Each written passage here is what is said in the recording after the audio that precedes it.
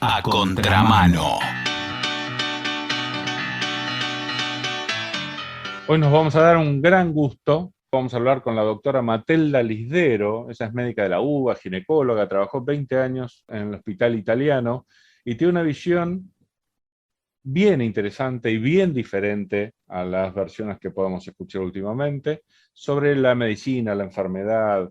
Estamos en el medio de una pandemia, por lo menos muy publicitada, en la que se manejaron otros conceptos bien diferentes a los que ella nos trae, así que nos va a resultar muy vivificante escuchar los suyos. ¿Cómo te va, Matelda? Simón te saluda. Hola Simón, ¿qué tal? ¿Qué tal? ¿Cómo les va a todos? Bueno, gracias por atendernos, obviamente. Arranquemos, son temas muy gordos, importantes y difíciles. ¿Cuál fue el concepto de enfermedad que se manejó durante esta pandemia, la idea del virus, y en qué se parece al concepto que tenés vos? A ver, primero, que el concepto de enfermedad como dijiste vos, que se habló durante todo esto, es el mismo de siempre de la medicina, que es entender al cuerpo o a la enfermedad como el cuerpo que se te rompe, el tejido que está fallado, que la causa es por la vulnerabilidad del cuerpo y el ataque de no sé qué cosa, eh, como hablando de la enfermedad como un error, como del cuerpo roto, tal cual, como el auto se te rompió y vas al mecánico, bueno, el cuerpo se te rompió y vas al médico.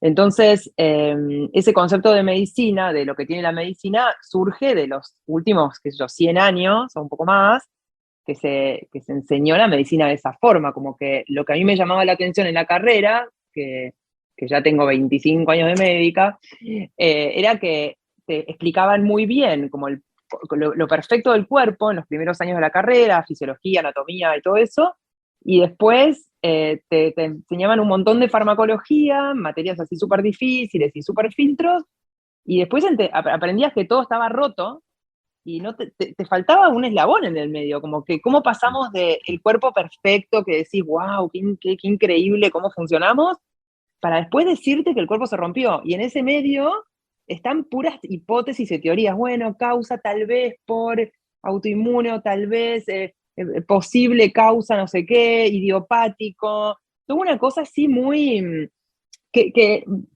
muy poco concreta, y que en un punto entiendo que a la medicina nunca le interesó demasiado entrar ahí, porque total ya tenía el remedio preparado para darte, ¿no? Como el fármaco preparado para darte, y si vos no te funciona ese fármaco, bueno, pasarás a otro, y si no, bueno, qué lástima. Como que el paciente se joroba en ese sentido, ¿no? Como cuando los protocolos que la medicina, ¿no?, tiene ahí desarrollados y no andan, es como el paciente un poco empieza, como un montón de gente, a deambular de médico en médico, médico en médico, y empiezan a buscar otras técnicas, otras terapéuticas, que por ahí sí le dan resultado. Entonces, el concepto eso que me pasaba a mí, que yo decía, ¿cómo no entendemos por qué nos enfermamos? Me sale a mí preguntármelo, porque yo era recontra hipocondríaca, y de hecho por eso estudié medicina, porque dije, bueno, soy hipocondríaca, mejor es saber de enfermedades que no saberlo. A ver si Como me saca un poco el miedo. el que tiene problemas psicológicos y estudia psicología. Claro, exacto, sí, exacto. Entonces, después me di cuenta que a las personas, digamos, tenían síntomas, yo soy ginecóloga, cuando le pasaban cosas. O que se podía relacionar muy bien el momento que te había empezado a aparecer algo crónico con una situación en tu vida X, que generalmente tenía que ver con una situación de estrés, de muy difícil, importante y tal y tal. Entonces, finalmente me puse a buscar con más detalle, como cómo voy a ayudar a las personas a sanar o a aliviar sus síntomas si en realidad no sé por qué. Entonces finalmente llego a este modelo maravilloso, que son las 5 leyes, que es un modelo de medicina mente-cuerpo, que tengo que aclarar que no es una medicina, no, es un modelo que te explica por qué te enfermas y cómo. El otro día escuchaba, no sé, alguien me mandaron un video donde alguien, que no sé quién es, no retuve quién era, decía, no, la medicina le pusieron varios nombres a este modelo, entre ellas, inicialmente el médico que lo descubre, que es un médico alemán que se llama Hammer, le llama Nueva Medicina Germánica. Entonces decía, no, son locos, que creen que la enfermedad no existe y que no hay que hacer tratamiento, entonces la gente queda sin tratamiento. O sea, todo lo contrario, o sea, nadie niega que haya síntomas.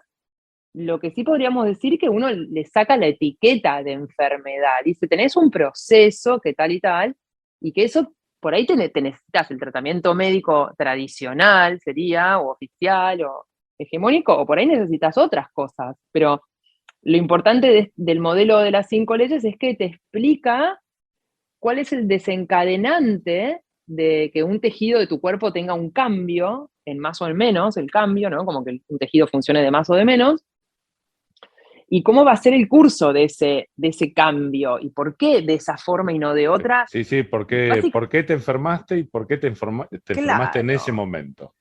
Claro, ¿y por qué de esa forma sería? Entonces la medicina te dice, yo invito a que la gente a sus médicos le pregunte, che, ¿por qué tengo diabetes? ¿Y por qué tengo hipertensión? ¿Y por qué me apareció este tumor acá? ¿Y por qué me resfrié? ¿Y por qué tuve gripe? ¿Y por qué? Y en general es, bueno, un poco lo infeccioso es porque te agarraste un bicho, pero te agarraste un bicho es... Un montón de gente está expuesta a millones de bichos, de hecho, no, ¿qué un montón de gente? Todos nosotros estamos expuestos a millonésimos bichos y no bichos, o sea, bichos me refiero a gérmenes, microorganismos y partículas, como las partículas virales, ¿no? Acá te Estamos recontra doy, ni expuestos. hablar, te doy un pie. Si hay algo que a mí me pareció durante esta pandemia, que se hablaba del contagio por contacto. Y no Claro. alcanza hasta yo lo sé que no soy médico, no alcanza a estar en contacto para enfermarse. No, totalmente. Y además yo creo que las personas ya a esta altura ya se dieron cuenta, que estuvieron con sus familias, con el diagnóstico de este bicho, o con gripe, neumonía, lo que sea, y lo estuvieron cuidando, durmiendo en la misma cama y nadie se enfermó. Otras veces sí, pasó que, uno trajo la enfermedad a casa y todos caen en dominó, uno tras otro, también puede ser. Yo no niego eso. Obvio. Lo que yo digo es que no está demostrado científicamente que se produzca por contagio, como que yo te tornudo en la cara y te paso a vos algo. De hecho, hay un estudio súper interesante en 1918, en la época de la gripe española, realizado en Boston o en Estados Unidos, donde agarraron 100 voluntarios del ejército de Estados Unidos para ver si lograban contagiarlos de gripe española, ¿no? De gripe. Entonces, el estudio es muy gracioso en algún punto porque primero los ponían uno al lado primero uno al lado del otro. ¿Les Después estornudaban? le decían sí, en serio, después les estornudaban. Después le decían, no, que hablen 20 minutos no sé, frente a frente, como muy cerquita. Después a otros les sacaron el moco del enfermo y se lo metieron en la nariz a los voluntarios. Hasta sangre. Sí, en serio, hasta sangre le sacaron a los enfermos y la pasaron a los voluntarios y no lograron ni un contagio. Pero ese estudio debería haber sido el puntapié inicial para que la medicina haga otros estudios para tratar de demostrar si la varicela se contagia, si la rubiola se contagia, si el sarampión se contagia, si la polio se contagia. Entonces, y no lo lograron, y nunca nadie lo hizo. De hecho, nunca nadie logró contagiar a alguien en un laboratorio.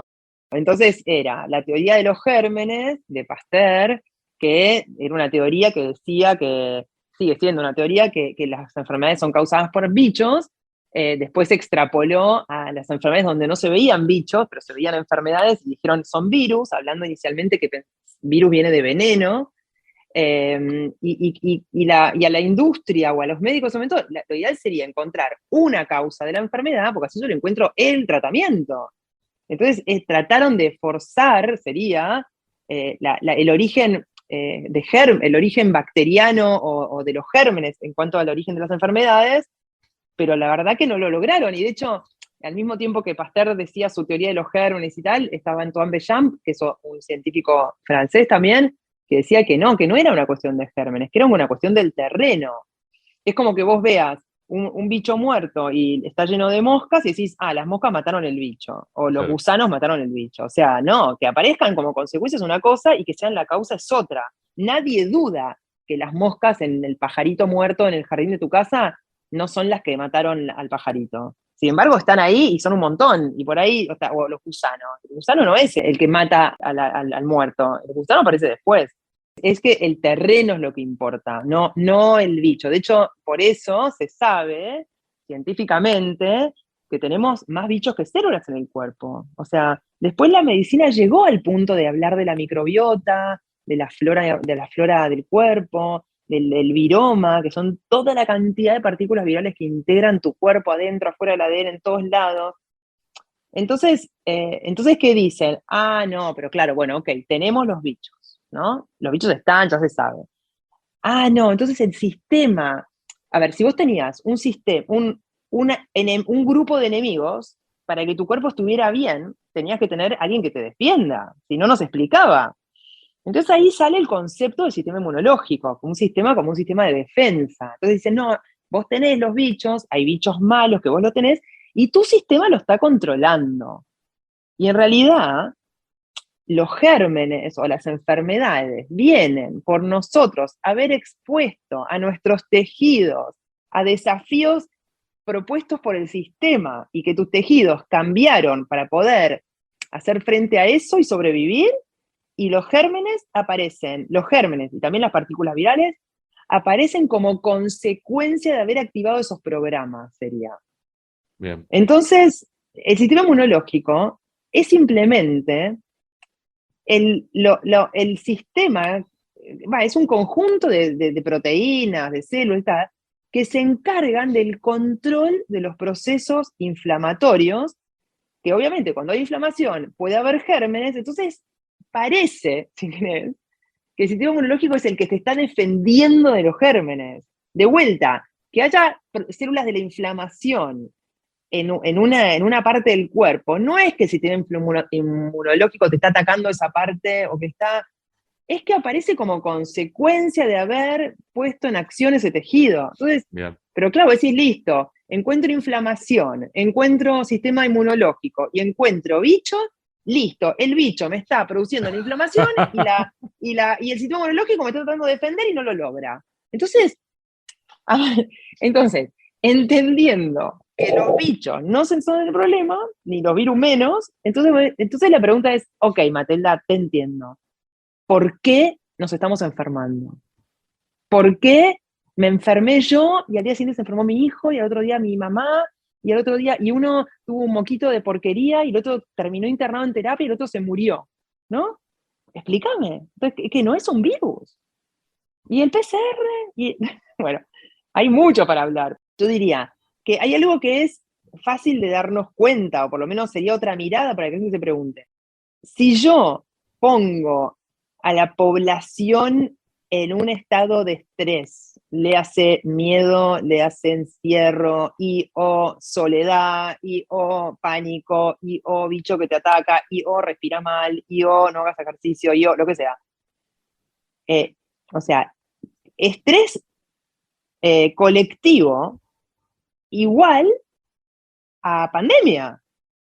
O sea, sí, cuando vienen los chicos de los viajes egresados, por ejemplo, que leíamos en el diario miles de veces que los chicos venían todos enfermos, a ver, preguntémonos, ¿qué hace un chico en un viaje de egresados? Claro, Primero, come poquito, duerme nada, está sano, come comida orgánica y toma agua. No. ¿Entendés?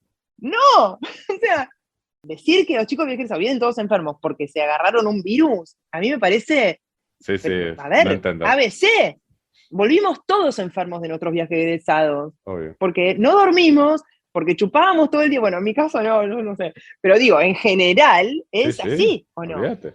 Entonces, no digas que, a ver, 1 más 1 no es siempre virus, ¿entendés? Me llamó la Entonces, atención cómo en realidad la parte anímica con la parte orgánica está tan entrelazada. El ejemplo que vos diste alguna vez de cómo los que están alojados en terapia intensiva dejan de hacer pis automáticamente si no tienen la visita de sus familiares. Es increíble, ¿eh? sí. Contámelo, por favor. Claro, yo diría, a mí, si yo tuviera que elegir un solo concepto de las 5 leyes para enseñárselos a todas las personas encargadas de la salud de alguien, le hace médicos, terapeutas, familia, sería enseñarles el programa que nos dio la naturaleza para permitir que pudiéramos vivir afuera del agua. Para poder vivir afuera del agua, o sea, recapitulando, la vida empieza en el agua y después conquistamos la tierra. Para poder salir del agua, nuestra naturaleza nos tuvo que inventar un tejido que retenga agua, porque si no te secás. Entonces, el tejido que se encarga de retener agua se llama túbulo colector renal, es una parte del riñón. O sea que el riñón es el órgano que filtra la sangre, saca lo que no necesita, que se va por el pis, y hay una parte que está todo el día juntando agua, que se llama los túbulos colectores. Entonces, cada vez, como ese programa lo activamos para salir del agua, y empezamos a retener líquido para no secarnos, la memoria de nuestro animalito, como yo lo llamo, automático, la misma memoria que te hace parar los pelitos cuando tenés frío, o lo que sea, como transpirar, digerir, lo que sea, la percepción de sentirnos como pez afuera del agua, que dicho en humano sería sentirnos solos, con miedo a nuestra suerte, haber perdido referentes, perder seres queridos, sentirte como a la deriva, no sé, miedo por tu supervivencia. Se activa este programa porque es algo muy precario que el pez esté afuera del agua. Imagínense el pez afuera del agua, se mueren al rato. Sí. Entonces, cuando tenemos la percepción, nuestro animalito, sería como yo lo digo, percibe que estamos como pez afuera del agua, que no le pasa a todos. Probablemente, si un médico termina en terapia intensiva, se siente re contento, porque los médicos sabemos que eventualmente en terapia te cuidan re bien. ¿Entendés? Para la persona en general de que anda caminando, estar en terapia es sinónimo de estoy re grave, me estoy por morir. Sí, la antesala de la muerte, olvídate. Claro, y ni hablar ahora. Entonces, el hecho de sentirse en ese punto hace que vos retengas líquido. ¿Y cómo se ve clínicamente la retención de líquido? Porque la persona deja de hacer pis, que los médicos lo llaman insuficiencia renal aguda, y que es uno de los problemones de la gente que está en los hospitales. De hecho, quieren que hagas pis. Salís de un quirófano a ver que haga pis. Vas a una terapia y te haces pis, te ponen una sonda, te la están midiendo todo el día. Entonces, ese líquido que no sale por el pis, que normalmente por día son más o menos 2 litros, imagínense a dónde va a parar. Va a parar a esa parte de tu cuerpo que vos tenés con inflamación, porque ¿qué es lo que dice tu biología inteligente? Eso que está inflamado, la estoy tratando de curar para poder volver al charco, te la inflamo más para que se cure más rápido, sería. Porque en realidad en la biología animal, ningún animal se va a estar incómodo cuando está enfermo, ¿me siguen? O sea, nosotros lo metemos incómodo a nuestro animal en una terapia solo, lleno de cables, con ruidos, ¿está bien? Entonces, lo que pasa con las personas es que empiezan a retener líquido y se puede ir al pulmón, hacer una insuficiencia renal aguda, se les inflan las piernas, o sea, es una manera de morir. La gente muere o llena de agua inflada como un sapito, o muy consumido, que son distintos programas. Pero ese programa que vos me preguntaste del túbulo colector renal de retener agua, es el que se arregla, o sería muy importante que las personas se sientan acompañadas, se sientan como en casa. O sea, automáticamente vos mejorás la asistencia pero afectiva y empezás a hacer pis. A ver, sí, afectiva, no es lo afectivo, es que vos le hagas ver a tu animalito interno que estás en el charco. Bien. Y eso en general es sentirte acompañado, no tener miedo, que te hablen bien, que te mimen, que tengas tu almohadita, tu coso, no sé, tu teléfono, que puedas comunicarte con tu familia, que no te sientas solo, desesperado. Por eso hizo que haya tantos malos resultados, porque las terapias siempre fueron un lugar medio solitario, porque los médicos están trabajando y los familiares no pueden estar todo el día ahí adentro molestándose. Pero después, con esto que pasó, eso fue mucho peor, porque las personas no es que no podían entrar porque estaban trabajando, es porque no las dejaban, era porque no, que te vas a contagiar, no, que no entres más, no podían entrar a veces ni al hospital, las personas se quedaban en la puerta. habría que ver la cantidad de muertos por cama ocupada, a ver si empeoró, digamos, en esta pandemia, donde arreció el Y, miedo, ¿no? pero seguro. ¿Por qué? Porque la gente murió en los hospitales, no se murió en su casa. Muy pocos fallecieron en la casa, la mayoría murió en el hospital. ¿Por qué? Porque dentro de los protocolos que eran nefastos, el médico pobre en pánico, teniendo miedo de matar a su mamá y a su papá que estaban en su casa, entonces era, no te toco, no te veo, alejate, irresponsable, tomaste mate en la plaza, ahora te contagiaste y venís a mí acá a querer matarme. Eso lo decían en la tele, ¿entendés? Entonces, imagínate que la persona que siempre estar enfermo fue un tema que vos no estás cómodo, estás como asustado, ¿viste?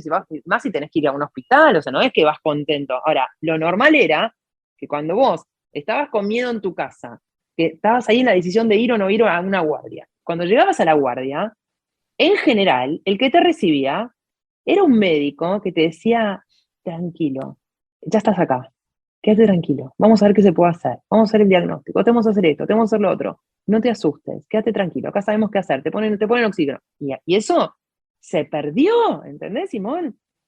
Entonces, la causa de muerte, la cantidad de muertos en las terapias, que ni hablar de los tratamientos inadecuados, porque cuando vos estás en ese estado de pánico, reteniendo líquido, no hay tratamiento que dé resultado, no hay, no hay, no hay. Y te dan corticoides para bajar la inflamación, porque quieren que vos te saques los líquidos encima.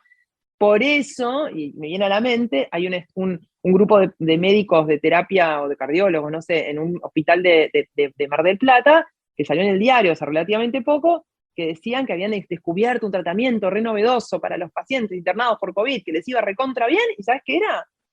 Diuréticos. Mirá. Entonces cuando yo leí eso digo, claro, claro que diuréticos. Que no sé si todos necesitan diuréticos, pero digo, el que está reteniendo líquido y que el tratamiento seguramente está juntando líquido, y ese líquido tiene que salir. Entonces, esto vuelvo a ese video que vi, era un reel de Instagram, de este chico que decía, no, que Hammer, que las 5 leyes son una porquería, que creen que el exigenes no existen y por eso la gente no hace tratamiento. Pero todo lo contrario, un tratamiento del más tecnológico que te puedas imaginar de la medicina oficial, que vos lo pongas sobre un modelo biológico, entendiendo en qué etapa está esa persona, va a funcionar mucho mejor. Obvio. O por lo menos le vas a dar la chance de que funcione mejor. Y usás el mismo tratamiento, usás el mismo antibiótico, usás el mismo corticoide, pero lo empezás a entender distinto y podés ayudar a la persona también desde otros lados, que es haciendo que se sienta acompañada.